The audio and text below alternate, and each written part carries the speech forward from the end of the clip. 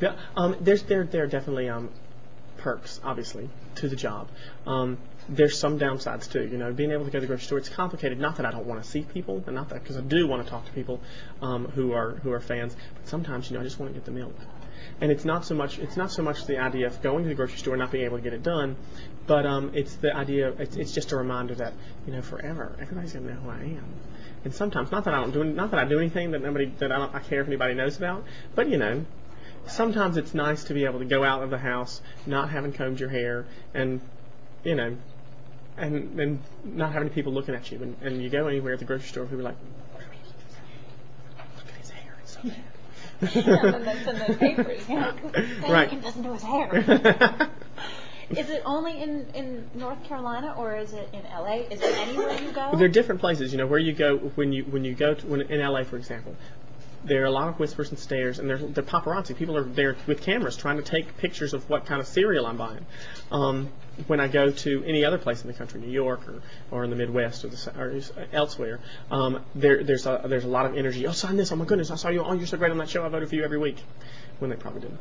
But when I go home to North Carolina, there's a different sense. It's a sense of people they want to shake your hand and say, I'm just so proud of you. There's not really as much of an autograph seeking type thing in North Carolina. It's more of a wow, we're really proud of you. You did a great job here, and that's probably the best feeling when I'm at home. It's complicated. I mean, it's still very difficult to go out and not be spotted. But when I do get spotted at home, people just want to say, congratulations, and we're really proud of you. You really, you gave us something to watch. You gave us something to kind of watch with our families and listen to. So.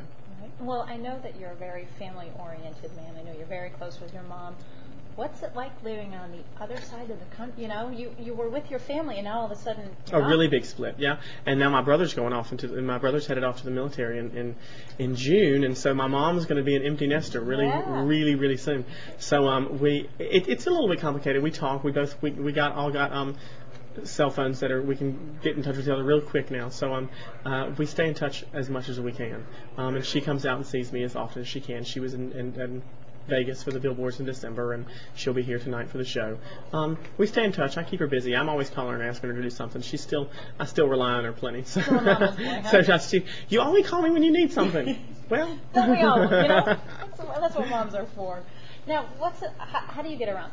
How did you get around Charlotte? Do you have a limo? No, I had a bus. Actually, well, in Charlotte, I had my brother drive my car from Raleigh, and he dropped it off, and I had a friend's house, and so I've had that a little bit to get around in a way. But I've also had a tour bus, so we've been riding on the tour bus. But if you want to go eat dinner, can you just get in your car and go? Or yeah, I get in my car with my friends and my security, and I go. Friends security is important, huh? Are your friends coming to the concert? And yeah, I have friends. What kind of seats do they have? My friends were late getting their tickets, and they didn't get seats at all, so they're going to sit backstage with me. and they'll get special passes to kind of hang out in the audience and watch. Why was Charlotte picked as the opening?